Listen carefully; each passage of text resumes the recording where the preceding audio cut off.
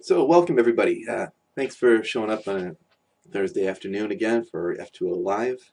And hopefully we're going to have some good information for you this week.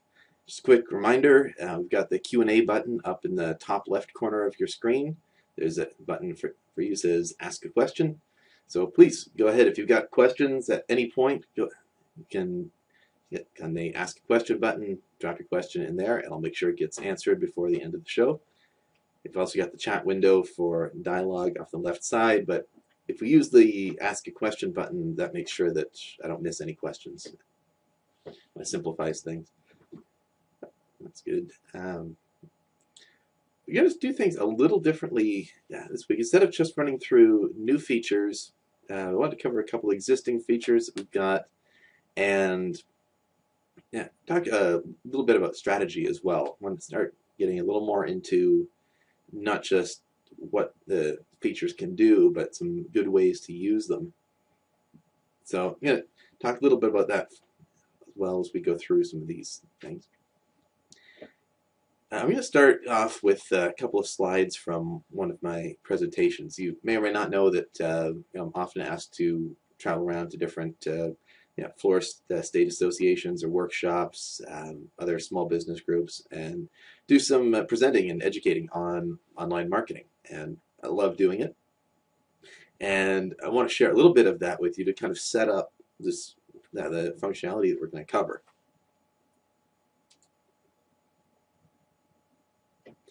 Okay, first question's in. No sensations today. Actually, it's funny you mention that because the open house for our flower shop for Martin's the Flower People will be this coming Saturday, which means that my wife is baking. And she is baking enough to feed an army. We don't plan on having an army show up for an open house, but nonetheless, she will prepare enough cookies and snacks and buckeyes and bars and squares and chocolate creations and all kinds of things to feed an army, which means not only have I been smelling and occasionally, but not enough sampling, we will have tons of leftovers later, which is both glorious and unhealthy, but it's a pretty marvelous thing. And fortunately, we're at the stage of the week where I've been smelling it, but I don't get to touch. I get whacked with a wooden spoon if I get too close. So no sensations, occasional homemade treats, but as always, fueled by the Coke Zero. So that's the only question we've got so far. So I'm going to roll on to these slides that I was talking about. There we go. So our screen sharing should be up now. And you're looking at, just jumping into a few slides in the middle of the presentation, but really want to emphasize branding. And the reason why I want to emphasize this is that it's so key now to SEO. It's no longer just technical practice to be working on search optimization for your site. The old adage about content being king still has some truth to it, but on its own, it won't get you anywhere.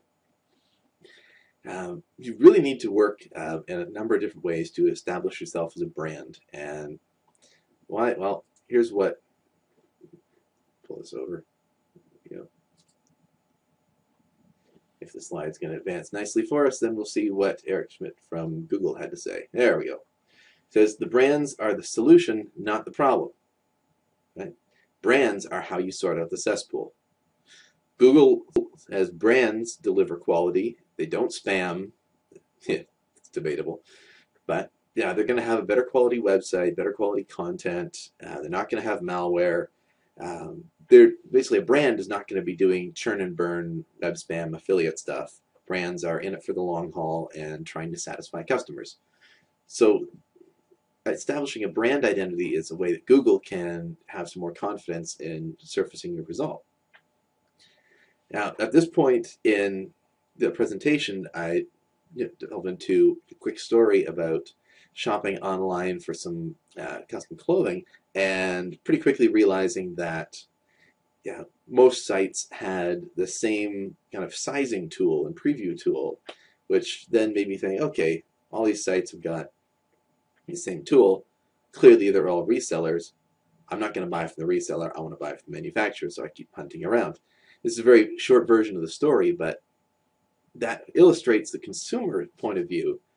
When they're looking around, shopping for something online, if they see a lot of similarity between the different websites that they're viewing, the products, the descriptions, the tools, they're going to assume that this is just mass marketed stuff and it's somebody acting as a middleman. So if they keep seeing the same Teleflora catalog on 13,000 websites, it's going to lead them to think, well, these florists are not the manufacturer, they're the middleman. Teleflora is the manufacturer, and that will actually drive traffic to them as the authority site. Google will view it the same way. We've done tests that show that a lot of these sites really don't even stay in the index, let alone rank. A couple of years back, we did a test. I'm not picking on Teleflora, but because they're the largest provider, they provide the best sample set. At the time, there were about 15,000 Teleflora websites. This was Christmas 2 years back. Of those 15,000, only 5,000 even had their Christmas page in the Google index. Forget about ranking. Well, Google only bothered to index and retain 1/3 of their sites. Right? And that's not Teleflora's fault. Right? Teleflora is providing the tool is not being used. So we're going to move on to the next slide. Is when we're talking about branding, talking about building that identity, you've got to, again, talk about whose identity, whose brand are you building. I just covered a bit of that, but this is a quick test that we ran. I mentioned that Christmas catalog test. This is another test with a lot of sites. Depending on how locked down your platform is, you may only be able to customize a couple pages. So here we're looking at Flower Shop that had basically the About Us page was the only one they could customize. So we took a big chunk of text from there, pasted it into Google in quotes. What does that do? That's looking for an exact match. So asking Google, how many times do you find this exact string?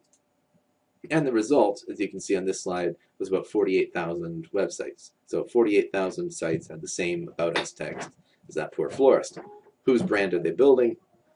Looks like very clearly they're not working hard on building their own, and that's just going to drive traffic sort of up the food stream a little bit. Yeah, same thing with product image, product description. We do a search for that product description, and this is back a little ways back, so the numbers will be different now, but we got over 12,000 results. Right, whose brand are they building? They're not building their own. Right, they're using recycled content, nothing. Year and a half back, so Google brought out the Panda update. Really hit the SEO industry hard. Nearly 10% of SEOs lost their jobs because Google was targeting poor quality sites. And if we look at this graph, it comes in, there we go. You're going to see those bottom two lines. These graph is showing who was hit the hardest by Google's Panda update. Again, remember, Panda was strictly about on-page quality. Right? The most affected industry was affiliate sites. Right? What do affiliate sites do? They take the manufacturer's product information, sales material, use it on their own site, try and drive traffic. So they're marketers using material that's provided to them and just try and drive traffic back to the parent company. So what do we? You can really identify them because it's a lot of recycled content. They're not using their own products or images or anything like that. It's, somebody selling Nike, selling iPods, selling whatever product or service. There's nothing unique about what they're offering. So you can see that's the number one bar, but right behind that is e-commerce sites, which all too often, same thing. Right? So you have sites that are built heavily on duplicated content and very little unique content, and Google hammered them hard. And that's why years and years back, when we released the first version of Florist 2.0, we built it on a content platform, not an e-commerce platform. We wanted to put content first. But this problem still plagues the industry, and I have to say it even affects our clients because too often we're just comfortable putting up a catalog page or website with the usual products, and even with the best tools in the world, if we're not using the tools, then they're of little value to us, and you wind up with very thin content on your site. So now that we've looked at those slides, I'm just going to jump into our development site here. And if you've been on other shows or watched them on YouTube, excuse me, you'll notice the site's changed up a little bit this week. We're working on another one of our hybrid designs.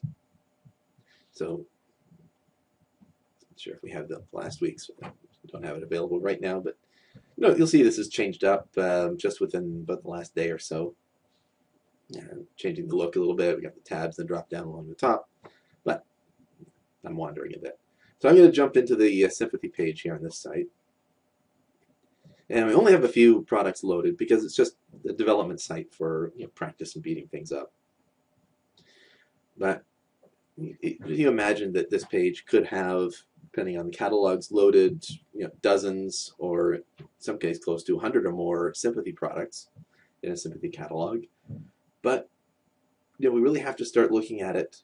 How are we trying to differentiate? What are we doing to not just offer up a whole bunch of arrangements on a platter to a customer and say, here they are, pick one.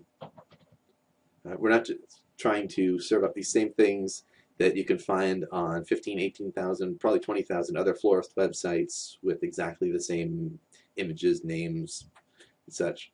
We have to work a little harder. We have to do a little more.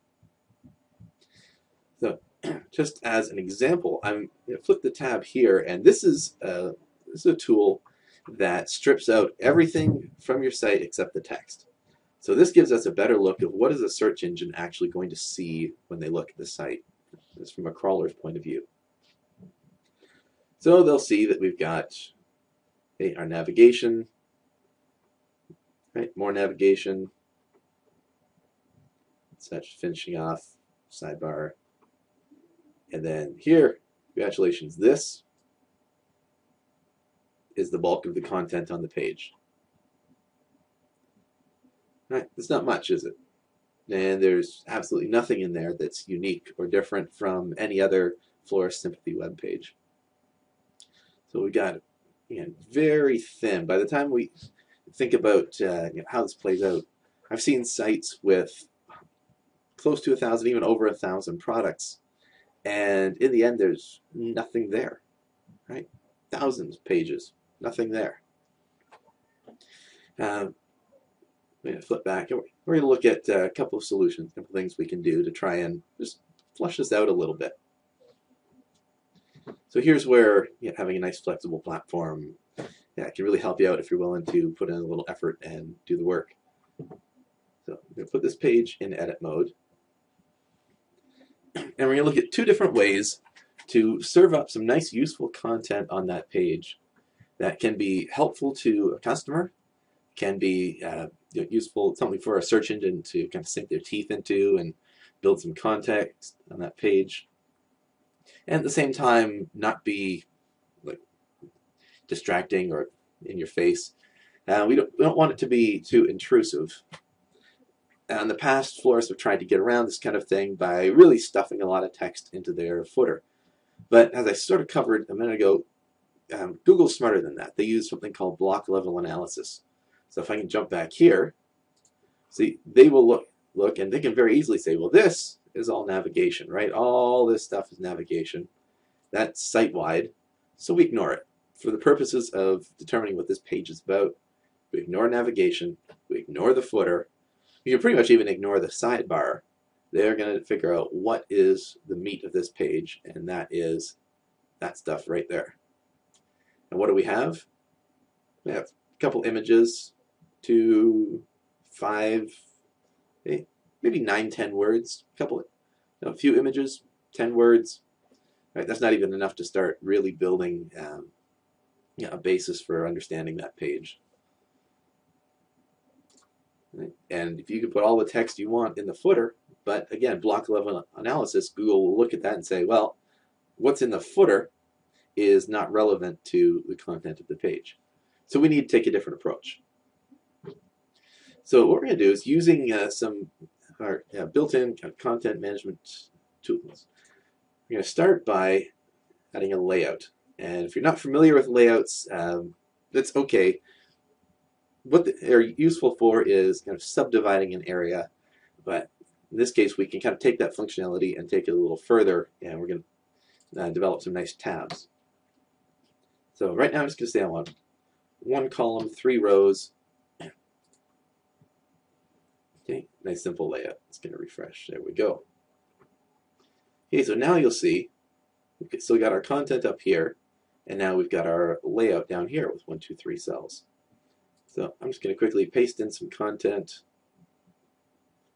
from the clipboard. So we can say, paste that one.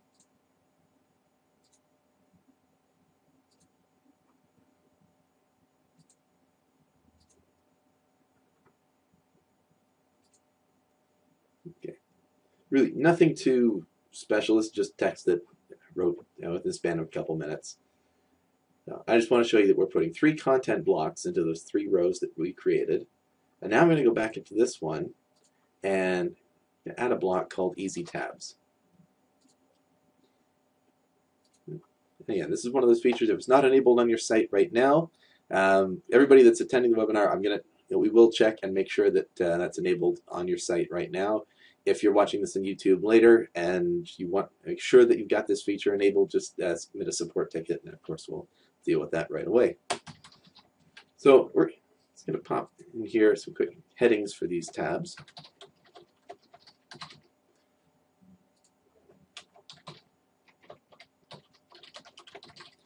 So we're going to have some information on people who need to order sympathy flowers, going to the home, going to the funeral service, or coming from a company. Right, and within this block, we can also set if we want top tabs. We can do tabs on the top, bottom, the sides. And we'll start with skin 3 because I kind of like that one. And of course, you can pick different transition effects as well. Keep it simple for the ones. Pick that one. So what this block is going to do is take this layout that we just created, the content that we put in here, and when I'm done editing the page, I'm going to put that nicely into tabs. Okay, so now see we've got the home, the service, or from a company, and that just switched back and forth nicely. Now if I want to polish this up a little bit,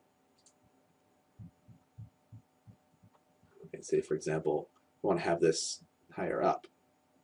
So I'm going to actually move that product list down. So that product list is going to go to the bottom of the page, and it's just for kicks. Change up the skin on that one.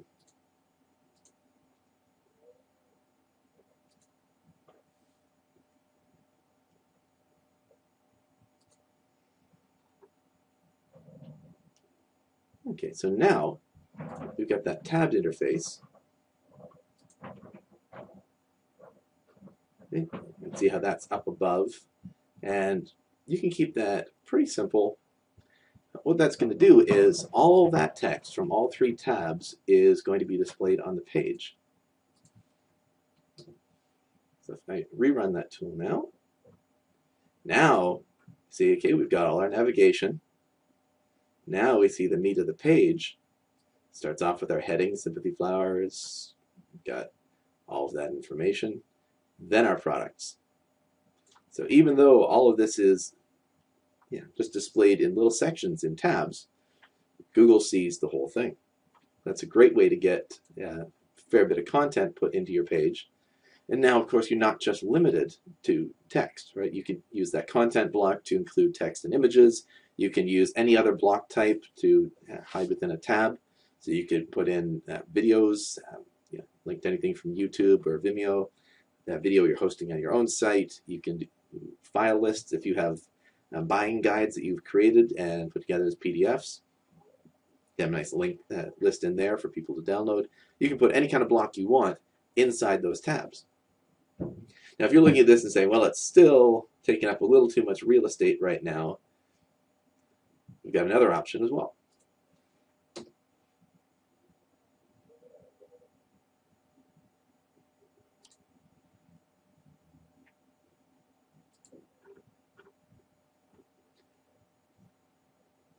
I'm going to come in here.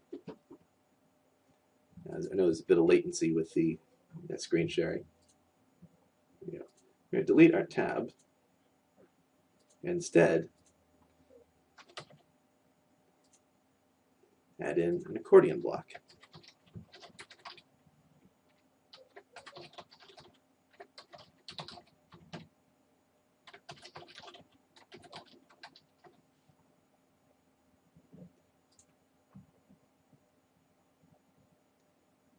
And now when I save that, now we've got a nice little accordion, so that you can click on these and expand out those sections. So again, not taking up a lot of real estate, but we're still getting all that good content in there.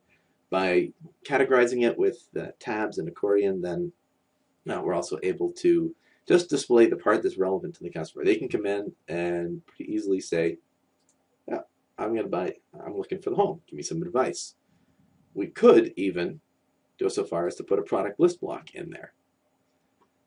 Now, I wouldn't necessarily recommend this approach because, let's drop that in here.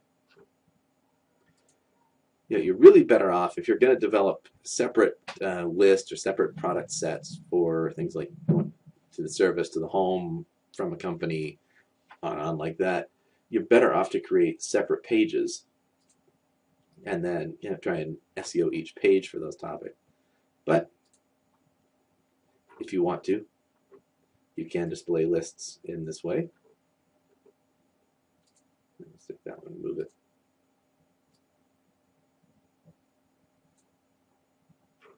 So now that I have one within each row,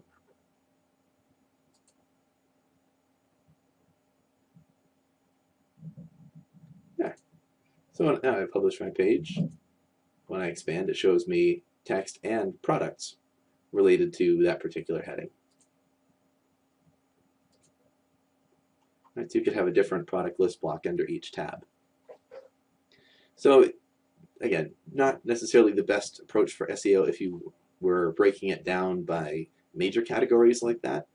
But if you wanted to, say, have a casket spray page and then have subsections of casket sprays, then that would still be a relevant approach to break down those lists into small groups and use the tabs or the accordion effect to try and spread that out.